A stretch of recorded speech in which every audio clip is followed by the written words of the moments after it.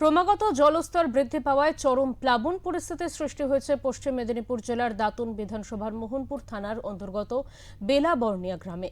টানা বৃষ্টি এবং নদী উপচে আসা জলে প্লাবিত সমগ্র এলাকা। পরিস্থিতি ক্রমশ আশঙ্কাজনক হয়ে ওঠায় আতঙ্কে দিন কাটাচ্ছেন স্থানীয় বাসিন্দারা। এলাকার প্লাবন পরিস্থিতি সরজমিনে খতিয়ে দেখতে সম্প্রতি পরিদর্শনে আসেন বিজেপির দাতুন ২ নম্বর মণ্ডল সভাপতি শিউলি পাত্র। তিনি ক্ষতিগ্রস্ত গ্রামবাসীর সাথে কথা বলেন এবং বর্তমান পরিস্থিতির খোঁজ খবর নেন। জলবন্ধ ও গৃহহীন হয়ে পড়া মানুষকে আশ্বস্ত করে শিউলি পাত্র বলেন, আমরা দ্রুত সবাইকে নিরাপদ স্থানে সরানোর ব্যবস্থা করছি। যেসব বাসিন্দাদের কাঁচা বাড়ি জলের তলায় চলে গিয়েছে কিংবা যারা জলমগ্ন হয়ে পড়েছেন তাদেরকে নিকটবর্তী স্কুল বাড়িতে স্থানান্তরিত করার উদ্যোগ নেওয়া হচ্ছে। তবে সময় বাড়ার সঙ্গে সঙ্গে জলস্তর আরও বাড়তে থাকায় পুরো গ্রাম জুড়ে তৈরি হয়েছে তীব্র আতঙ্ক। দ্রুত সমস্ত দুর্গতদের নিরাপদ আশ্রয় পৌঁছে দেওয়া এবং ত্রাণ পৌঁছে দেওয়াই এখন স্থানীয় প্রশাসনের পাশাপাশি প্রতিনিধি দলের প্রধান লক্ষ্য হয়ে দাঁড়িয়েছে।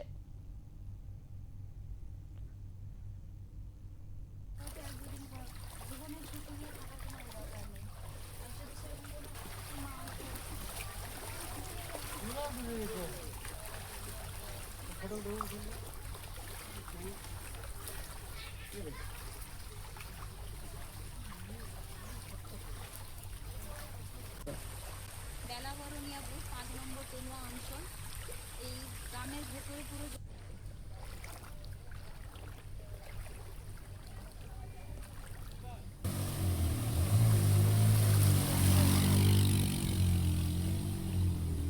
দেখলাম। এই বিষয়ে আমরা কথা বলে নেব। আমাদের সঙ্গে টেলিফোন লাইনে রয়েছেন আমাদের প্রতিনিধি প্রদীপ মাইতি। প্রদীপ, প্লাবনের ফলে মোহনপুর কার্যত বলা যেতে পারে জলের তলায় চলে গিয়েছে। এই মুহূর্তের পরিস্থিতি কি রকম রয়েছে? দেখো, তোমাকে জানিয়ে রাখি, একেবারে পরিস্থিতি বেগতিক রয়েছে, কারণ নিম্নচাপের জেরে এবং জোড়া ঘূর্ণপাতের জেরে লাগাতার বৃষ্টিপাত জারি থাকছে। তো সেক্ষেত্রে পশ্চিম মেদিনীপুর জেলার ২১৯ দাতন বিধানসভার মোহনপুর তালদা সহ বিস্তীর্ণ এলাকায় একেবারে জলের তলায়, পাশাপাশি কয়েকশো বিঘা কিন্তু চাষের জমি ইতিমধ্যে ক্ষতিগ্রস্ত হয়েছে। তো সেক্ষেত্রে শুধু ধান চাষ নয়, পান, সবজি, আনাজ থেকে বিভিন্ন সবজি কিন্তু ক্ষতিগ্রস্ত হচ্ছে। পাশাপাশি সুবর্ণরেখা সেই ভাগন কিন্তু লাগাতার অব্যাহত এবং জারি থাকছে। তো সেক্ষেত্রে পশ্চিম মেদিনীপুর জেলার ২১৯ দাতন বিধানসভার দাতন ২ নম্বর ব্লক সহ পাশের ব্লক মোহনপুর সহ বিস্তৃত এলাকা একেবারে জলের তলায়। তো সেক্ষেত্রে একেবারে জলমগ্ন পরিস্থিতি। প্রসঙ্গত তোমাকে জানিয়ে রাখি যে বন্যার জলে ভাসছে দাতনের বেলাবর্ণিয়া গ্রাম। গৃহহীনদের সুরক্ষিত স্থানে সরানোর উদ্যোগ নেওয়া আছে প্রশাসনের তরফে। তো এখনো পর্যন্ত ক্রমাগত জলস্তর বৃদ্ধি পেয়ে চরম প্লাবনের পরিস্থিতি সৃষ্টি হয়েছে পশ্চিম মেদিনীপুর জেলার দাতন বিধানসভার মোহনপুর থানার অন্তর্গত বেশ কয়েকটা গ্রামে।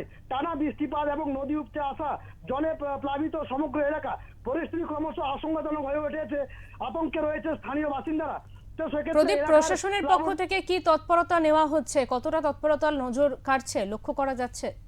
দেখো, তোমাকে জানিয়ে রাখি, একেবারে ছবিটা দেখতে পাচ্ছ যে জল যন্ত্রণা ক্রমাগত অব্যাহত থাকছে। তো সেক্ষেত্রে প্রশাসনের পক্ষ থেকে দফায় দফায় মাইকিং করা হয়েছে এবং ব্লক প্রশাসনের পক্ষ থেকে ইতিমধ্যে এলাকা পরিদর্শন করা হয়েছে। পাশাপাশি ২১৯ দাতন বিধানসভার বিধায়ক অজিত জানা সহ এলাকার জনপ্রতিনিধি এবং দাতন ২ ব্লকের মন্ডল সভাপতি শিউলি পাত্র সহ একাধিক নেতৃত্বরা তারাও কিন্তু এলাকা পরিদর্শন করতে যাচ্ছেন। তারা মানুষজনের সঙ্গে কথা বলছেন এবং যে সমস্ত এলাকা ক্ষতিগ্রস্ত, সেই ক্ষতিগ্রস্ত এলাকা কিন্তু চিহ্নিত করা হয়েছে প্রশাসনের পক্ষ থেকে। কারণ জল যন্ত্রণা কিন্তু অব্যাহত থাকছে। কারণ আবহাওয়া সূত্রের খবর যে এই মুহূর্তে ৩ থেকে ৪ দিন লাগাতার ভারী থেকে অতি ভারী বৃষ্টির সম্ভাবনা রয়েছে। তো সেক্ষেত্রে ২ মেদিনীপুর সহ ঝাড়গ্রাম ২ পরগনা লাগাতার বৃষ্টিপাত চলবে, এমনটাই কিন্তু হাওয়া অফিস সূত্রে জানা গিয়েছে। এখনো পর্যন্ত দাতন ব্লকের দাতন ২ মন্ডলের বিস্তীর্ণ এলাকা কিন্তু ক্ষতিগ্রস্ত। গ্রামবাসীদের সঙ্গে কথা বলেন এবং বর্তমান পরিস্থিতির খোঁজ খবর নিচ্ছেন স্থানীয় জনপ্রতিনিধিরা। সেক্ষেত্রে জলবন্দী এবং গৃহহীন হয়ে পড়া মানুষকে আশ্বস্ত করেন দাতন ২ মন্ডলের সভাপতি শিউলি পাত্র। তিনি জানাচ্ছেন যে আমরা দ্রুত সবাইকে নিরাপদ স্থানের সরানোর বন্দোবস্ত করেছি এবং যেসব বাসিন্দাদের কাঁচা বাড়ি জলের তলায় চলে গিয়েছে, যারা জলমগ্ন হয়ে পড়েছেন, তাদেরকে কিন্তু নিকটবর্তী স্কুল বাড়িতে স্থানান্তরিত করা হয়েছে, এমনটাই কিন্তু জানিয়েছেন। যদিও প্রশাসনের পক্ষ থেকে কিন্তু দ্রুত রেস্কিউ সেন্টার অর্থাৎ নিরাপদ আশ্রয় কেন্দ্রের ব্যবস্থা করা হয়েছে এবং প্রশাসনের তৎপর রয়েছে। যতক্ষণ না পর্যন্ত বৃষ্টিপাত না বন্ধ হচ্ছে ততক্ষণ পর্যন্ত কিন্তু এই জল যন্ত্রণা কিন্তু অব্যাহত থাকবে, এমনটাই কিন্তু প্রশাসনের পক্ষ থেকে দাবি করা হয়েছে। এই মুহূর্তে সুবর্ণরেখার নদী ভাঙন অব্যাহত রয়েছে। সেক্ষেত্রে সুবর্ণরেখার যে নদী ভাঙন, সেই দুর্বল নদী বাঁধ ভেঙে কিন্তু দাঁতন বিধানসভার বেশ কিছু এলাকা কিন্তু ইতিমধ্যে জল ঢুকতে শুরু করেছে, পাশাপাশি প্লাবিত হয়েছে বহু এলাকা। একদমই, অনেক ধন্যবাদ প্রদীপ তোমাকে।